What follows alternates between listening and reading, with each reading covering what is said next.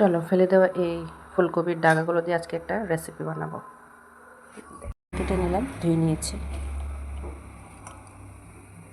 ভালো করে ধুয়ে পরিষ্কার করে নিলাম। আগে থেকে পেঁয়াজ কুচি করে নিয়েছিলাম আর কাঁচা লঙ্কা কেটে নিয়েছি। রসুনও লাগবে, তার জন্য রসুনও থেতে করে আলাদা করে রেখে দেবে।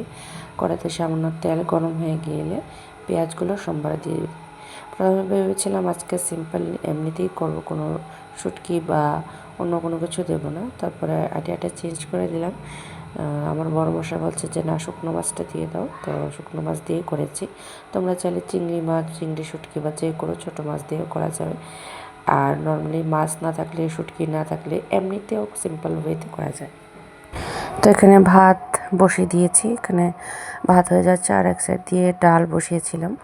তো ওই ভাত আর ডাল একসাথে করে নিয়েছে, বাকি রেসিপিটা অলমোস্ট ডান। এখানে তাই দেখাচ্ছে মোটামুটি কমপ্লিট। তো এখানে ভাত দিয়ে ভাতটাকে তাড়াতাড়ি করে না নাড়লে ভাতটা নিচে লেগে যায়। তো আমরা এখানে ভাঙা বাসমতি খাই। তোমরা কোন চালটা খাও অবশ্যই আমাকে কমেন্টে জানাবে।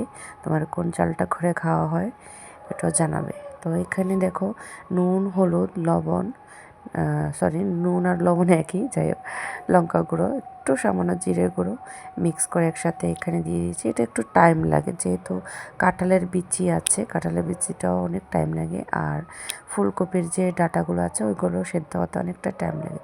তোমরা চাইলে আগে একটু ভাপিয়ে নিয়ে জল ফেলে দিয়েও কাজটা করতে পারো, তাহলে তাড়াতাড়ি হবে।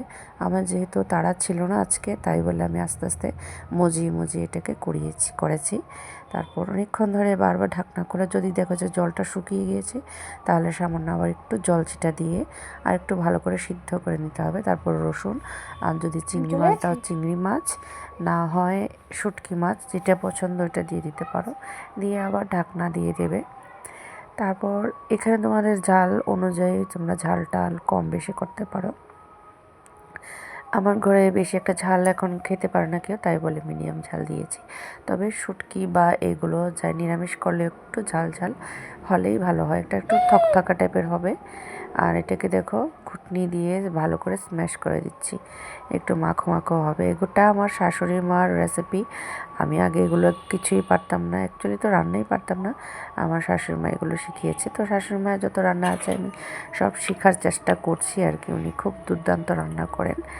যাই হোক, তোমরা ভিডিও দেখে অবশ্যই বুঝতে পারো আমি যাই রান্না করি আমার শাশুড়ি মায়ের দেওয়া আর কিছু বরের। তো আজকের মতো ব্লগটা এখানেই শেষ করছি। Thanks for watching. আর কী কী রান্না হয়েছে এটা দেখাচ্ছিলাম।